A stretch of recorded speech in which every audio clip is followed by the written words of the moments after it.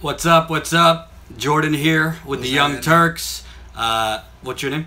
Ty with the Young Turks. Now, hey! Smoking chapstick behind me. Ty, since you're not knowledgeable about the topic I'm discussing, would you like to talk to the audience about anything before I? Hey, I'm out here, and I hope you guys saw my live yesterday about the shooting in Sutherland Springs in Texas. Yesterday we kind of spoke on just how you should check it out, because we were talking about how politicians just shy away from, try to use every excuse in the book not to talk about gun violence and gun control, because they're in the pockets of the NRA and gun manufacturers. So check that out. I'm gonna He's also going to shave this a little later, so... Yeah, because like his beard has the key. The national nightmare is almost over. Almost over. So, obviously, a lot in the news right now. I mean, I don't even know where you start. I honestly, I was going to do a video on the mass shootings, but I don't really know what else I could say about that. It's the same sad story over and over, so... I'm gonna do a little research later on one specific point in that specific shooting. Emma did a great video yesterday on the Sutherland shootings, as did Ty, so go check that out on the channel. Also, if you're not subscribed, subscribe. We're really ramping up subscriptions here. We've grown over 1,000 in the last few days. Thank you, Donna Brazil. Exactly. So keep your support coming. But if you don't know, paradise is often thought of as a joyous place. Maybe if you work hard enough, if you play by the rules, you could take a vacation to Punta Cana, or Cuba, which I'll be going to.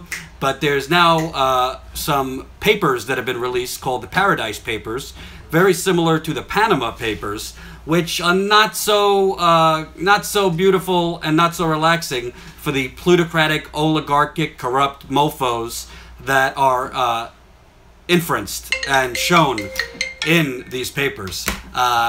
I will tell you some of the top people. You got Queen Elizabeth of England, who I always knew she was corrupt, but the Queen, this is some very, very corrupt tea she's been drinking. She is implicated in the Paradise Papers. You got Commerce Secretary Wilbur Ross is implicated in the Paradise Papers. Sorry to tell you, ladies, I know a lot of you like them, but a key ally to Canadian Prime Minister Justin Trudeau implicated in the Paradise Papers. And basically the Paradise Papers are a new release of about 13.4 million. That's 13.4 million records that were leaked from the offshore law firm Appleby. And it's basically leaks about investments and offshore tax havens in places ranging from Bermuda and the Cayman Islands to the Isle of Man. Didn't know that existed. Mauritius. Apologies if I'm mispronouncing. Shanghai and Hong Kong. That's right, not sexy boy Trudeau, somebody said. Reflecting millions of loan deals, financial statements, emails, and other documents, the data reveals how specialty firms handle the money of wealthy individuals, families, and corporations. Translated, funnel and launder the money of specialty firms and corporations. These same corporations, by the way, that the current president and his social Darwinists in Congress, these corporations who send their money to the Cayman Islands, Mitt Romney style, they're so overtaxed. We need to shrink them from 35%, which none of them pay, down to 20%, even though 95% of them are sending their money offshore. So, in an ironic twist, which makes me a hypocrite, because the phone I'm using right now to report to you is an Apple product, Apple is implicated maybe worse than anybody in these. And Apple, as you know, they obviously are major economic, I wouldn't say economic, they're a major consumer company, obviously, whether it's the iPhone, the iPad, apps, you name it, the laptops, the Mac. Apple has been a mainstay in America since the 1980s. But Apple, once Steve Jobs, now Tim Cook's, has been stashing millions, hundreds of millions offshore, meanwhile complaining that they are overtaxed. So the Paradise Papers basically showed that Apple has upwards of 236, was it? Yeah, $236 billion offshore. And this is from the same company who in 2013, Tim Cook, their CEO, went in front of the United States Senate Investigative Subcommittee and said, he said, we pay all our taxes, every single dollar, Mr. Cook declared. We don't depend on tax gimmicks. We don't stash money on some Cayman island. While he said that, over 200 million offshore. True enough, the island Apple would soon rely on was in the English Channel. So technically not the Cayman Islands. This is the English Channel. And I stand corrected. Thank you, Ty, for pointing this out. 236 billion with a B. Thank you. That's why I hired Ty, you know? Right. Fact checker. So you got 236 billion. You got Tim Cook saying they don't stash money in the Cayman Islands. Technically true. It's not the Cayman Islands. It's in the English Channel. By the way, sorry to bring her into this. WikiLeaks showed, you know who was on Hillary Clinton's shortlist for vice president? Who? Apple CEO Tim Cook. Go figure. Go figure. Usually you vet. You look into financial documents. So I guess if she was on the short list for his vice president, she didn't care that they were stashing all of his money in the offshores, even though she criticized people like Mitt Romney and Donald Trump. Jordan is an oligarch. Maybe, maybe not. But if you saw the current state of my apartment, I don't think you'd say that. Now, it's clean. 5 months after Mr. Cook's testimony, Irish officials began to crack down on the tax structure Apple had exploited. So the iPhone maker went hunting for another place to park its profits. Newly leaked records show. With the help from law firms that specialize in offshore tax shelters, the company canvassed multiple jurisdictions before settling on the small island of Jersey. I fucking hate New Jersey. But this isn't New Jersey. This is the small island of New Jersey, which typically does not tax corporate income. So Apple doesn't have, as far as I know, they don't have many factories in America. Most of their products are made by Chinese slave laborers in China. They pay you, I don't know, maybe if you're lucky, a few dollars a week in horrid conditions. And again, full disclosure, I am a hypocrite. I am using an iPhone right now. A Mac. I am using a Mac. You all, I'm sure, are part of the problem too. And I'm gonna have to. I know a lot of people that change to Samsung. I know a lot of people that change to Samsung once they figure out how they're doing their products and stuff with Apple. My heart wants to. Put your big head in the frame. I know, kind of. I don't want them to see your bald head. But yeah, that's what I think. A lot of people that I know, especially activists, have Catherine, the lady that's running for state senate in Westchester. She only uses Samsung now because of that. She only buy American made because of how the conditions are like in other countries, and I heard that Apple is one of the worst. I can't change up. I might have to change. And by the way, this is a whole nother topic, but Ty is moving to New York, so we're gonna start the controversy now because we might have to move out of the luxury kitchen setup. And Ty might set it up into a nicer professional studio. Yeah. Do you want a nice professional studio, or do you like me in the kitchen? I prefer in the kitchen, but yeah, we'll see. I think the people prefer you in the kitchen. They feel like they know you. They feel like they're at home with you. You know what I'm saying? So, Apple has accumulated more than $128 billion in profits offshore, and probably much more that is untaxed by the U.S. and hardly touched by any other country. Nearly all of what was made over the past decade. You know what I find interesting, Ty? What? All of these conservatives that I interviewed at the Trump rallies and Ted Cruz rallies, and honestly, even some more establishment Democrats that I spoke with at Hillary, oh, you progressives, you just want a free lunch. Yeah. You just want free money. You just want everything handed to you. No, this is a free lunch at the Four Seasons. Period. This is a free buffet at Del Frisco's in Midtown Manhattan. 128 billion? How many schools could be built with 128 billion? Really? How many hospital improvements? Yeah. How much improvements to education? Just the tax on 228 billion. Was it 120 or 228? 128 billion. 128 billion. Like just the tax on it, what that could do for a city. You know what I'm saying? What that can actually provide the resources it can provide. Like, you think about it, like, we know that's their money, but if they get taxed on it, that can do a lot for communities. Free college, somebody's saying. Yep, it's unbelievable. And by the way, I think Apple has done a lot of good, information, the information renaissance. I think FaceTime. You don't understand how I don't miss people no more because I got FaceTime. There's some other things still. But I think so. There are good things. It's not all Apple, but at the end of the day, you are a company making ungodly amounts of money. I mean, it's the amount of profit Apple makes a year, and you are funneling your money to the English Channel. You're lying to Congress. You don't funnel your money offshore. It is un-American, immoral, and corrupt.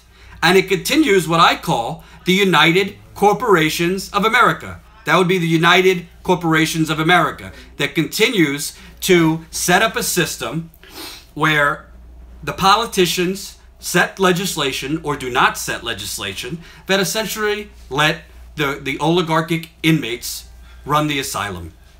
It's disgusting. The previous undisclosed story of Apple's search for a new tax haven and its use of Jersey is among the findings emerging from a cache of secret corporate recordings from Appleby, a Bermuda-based law firm that caters to businesses and the wealthy elites. The documents reveal how big law firms help clients weave their way through the gaps between different countries' tax rules. Appleby clients have transferred trademarks, patent rights, and other valuable assets into offshore shell companies, avoiding billions of dollars in taxes. The rights to Nike's swoosh trademark, Uber's taxi-hailing app, Allergan's Botox patents, and Facebook's social media technology have all resided in shell companies that listed as their headquarters Appleby offices in Bermuda and Grand Cayman, the record shows. So, while Trump's tax plan is going to raise taxes on the poorest of the poor, 10% to 12%, which could literally be the difference between having a house over your head, shelter, a roof over your head, or basically being homeless, between getting groceries for your kids or malnourished kids. While Trump's tax plan, I think, will give a couple, like maybe $1,000 to a middle-class family, while giving millions of dollars in tax breaks to the richest among us, you have all these companies basically getting billions and billions in tax breaks, all money that should be going to the productive economy. And by the way, Jank says this a lot, and I agree. There's nothing wrong with companies making ungodly amounts of money, but you're doing it because you are a United States company. You're doing it because America's system is supposed to set up free market competition. So you're supposed to pay for that opportunity. Apple and a lot of these companies, you're not going to bring your product to market the same way in Bangladesh that you would America.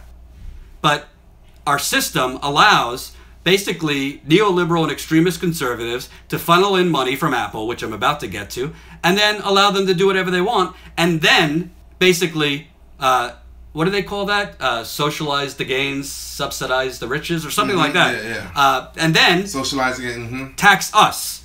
We're the ones that pay for this.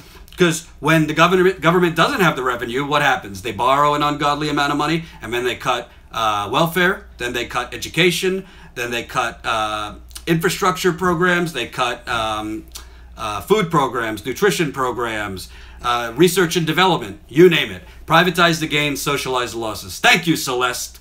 I've had a slight fever the last few days, and I'm not feeling so well. But you guys give me the strength. So let me get, quote, hallelujah. U.S. multinational firms are the global grand masters of tax avoidance schemes that deplete not just U.S. tax collection, but the tax collection of most every large economy in the world, said Edward D. Kleinberg, a former corporate tax advisor to such companies who is now a law professor at USC. Indeed, fight on. Tax strategies like the one used by Apple, as well as Amazon. Ooh, Amazon's founder, guess what? Amazon's founder gave a shit ton of money to the Clinton Foundation, and then Hillary Clinton, as Secretary of State, gave them a grant for $16.5 million to send Kindles around the world. Wow. Look at that. So you have Amazon, Google, and Starbucks. Starbucks makes me sad because Howard Schultz, CEO of Starbucks, is one of the better oligarchs, I would say. Starbucks, you could get health care for working part-time, which I think is a good thing. Starbucks, I think, has done several things that have been progressive with not only their employees, but customers. But Starbucks is sending money offshore, too, and not paying. So, how much money has Apple given over the years? Well, you sent offshores. Okay. No, to politicians. So, who was the biggest? I'm sorry, I know you Hillbots are going to be mad at me, thinking I'm raining on poor Hillary, but the numbers are the numbers. So, Apple's biggest donations for the 2016 cycle, they gave Democrats $422,860, Republicans $162,000. So they definitely favor the Democrats. You got top recipient, one Hillary Rodham Clinton at $653,633. The second, got to keep it real, Bernie Sanders, $131,618. That's a huge difference, by the way. No, it is. I mean, Hillary Hillary got $653,000 from Apple. Bernie, $131,000. Coming in third, Wall Street fake progressive Chuck Schumer at $79,000. Paul Ryan, $62,000. Rob Portman of Ohio, $62,000. Kamala Harris, claiming to be progressive, we'll see. Kamala Harris at $40,000, and then a bunch of others. Ted Cruz is on that list. Why is Apple giving money to Ted Cruz? That's they only gave him $9,000. Yeah, oh, 17. So Apple. So like I said, Apple. It's actually funny that Starbucks and Apple were on that list in terms of putting money offshores, because WikiLeaks showed that Apple CEO Tim Cook and Starbucks CEO Howard Schultz were both on Hillary Clinton's shortlist for vice president. Go figure. So, $500,000 is just 1 hour's work for Hillary, Frederick said. Oh, Frederick, let's not be mean. Now, we got some other facts with the Paradise Papers. Guess whose work has largely been helped by money funneled offshore? One Steve Bannon, Trump's renegade lunatic, was advisor, now head of Breitbart. 18 months before guiding Donald Trump's election victory, Steve Bannon delivered the opening shot in the ruthless Republican campaign to paint their Democratic opponent as corrupt. This is from The Guardian. The future White House chief strategist, Bannon, produced a book in May 2015 accusing Hillary Clinton of trading favors for donations to her charitable foundation. Actually, a lot of the facts in that book is actually correct. Its questionable central charge on the sale of uranium of a uranium company to Russia recently became the subject of a House inquiry, but the financial arrangements of another foundation which bankrolled Bannon's creation of the book have received less scrutiny. Leaked documents and newly obtained public findings show how the billionaire Mercer family built a $60 million war chest for conservative causes inside their family foundation by using an offshore investment vehicle to avoid U.S. tax. And by the way, Robert Mercer, he was the largest donor to Ted Cruz. Then when Ted Cruz was out, he switched over to Donald Trump.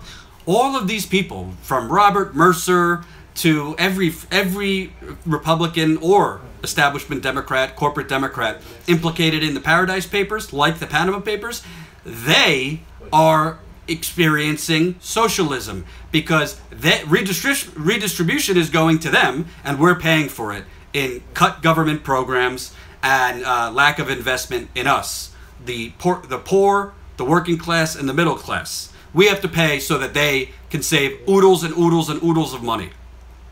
That's the United Corporations of America, folks. So when your Republican uncle at Thanksgiving or your neoliberal auntie is saying like, oh, you progressives, you don't understand how it works. No, we do understand how it works. That's the problem. They don't understand how it works, or they are pretty much just kind of complacent about how it works, because it is a class warfare against us by them.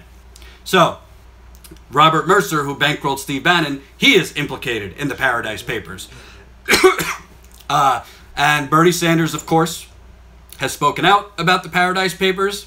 The major issue of our time is the rapid movement towards international oligarchy. Sanders said on Monday, which noted that Sanders' intervention in the debate sparked by the Paradise Papers marks the most prominent political response to the leak in the opening 24 hours. Of course you're not going to get a lot of political response to this, because the majority of these politicians are getting hordes and hordes of money from the same companies and plutocrats shown and exposed in the Paradise Papers. I mean, it is literally, as Jenks says it, it's a legalized bribery system. I call it now a legalized mafia. I really do. This is a legalized mafia we have. And it's also like, it's also a bank robbery. I mean, they are literally robbing trillions of dollars from us. We are the workers. That productivity chart that's been going up for the last 30 years while wages have been stagnant, that's coming from the middle class. That's not coming from yacht owners, okay? So, decrying, quote, a world in which a handful of billionaires own and control a significant part of the global economy, Sanders said the trove of more than 13 million leaked documents detailing offshore dealings shows how these billionaires and multinational corporations get richer by hiding their wealth and profits and avoid paying their fair share of taxes. Mind you, President Trump and his corrupt friends in Congress, they say that these corporations aren't getting enough. They say that these corporations and plutocrats, oh, their hands are tied, their hands are shackled by the high corporate tax rate and the unfriendly business conditions. No, I think it's the exact opposite, actually. And actually, this kind of system is how Donald Trump was able to become a billionaire in the first place, besides his dad giving him, some people say $1 million. I think it's more than $1 million head start in loans. Sanders said the documents expose a major problem, not just for the U.S., but for governments throughout the world. He also pointed the finger of blame for the flourishing of offshore holdings on both Congress and the Trump administration. He told The Guardian that Republicans in Congress were responsible for providing even more tax breaks to profitable corporations like Apple and Nike.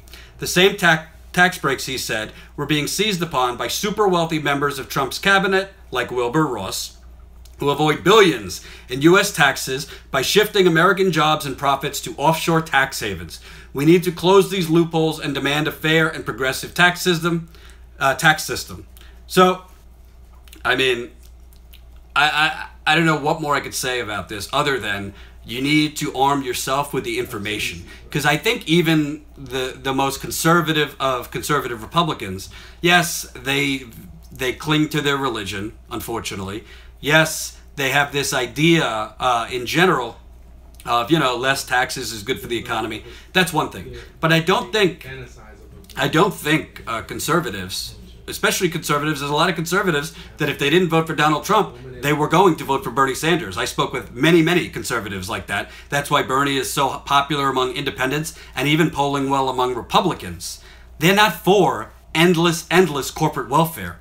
But you know what? I would rather live in a country where the oligarchs are at least honest, where they say, no, we think the wealthy should reap the benefits, instead of this dishonest nonsense about, oh no, if we cut the tax rates, an explosion of jobs will happen.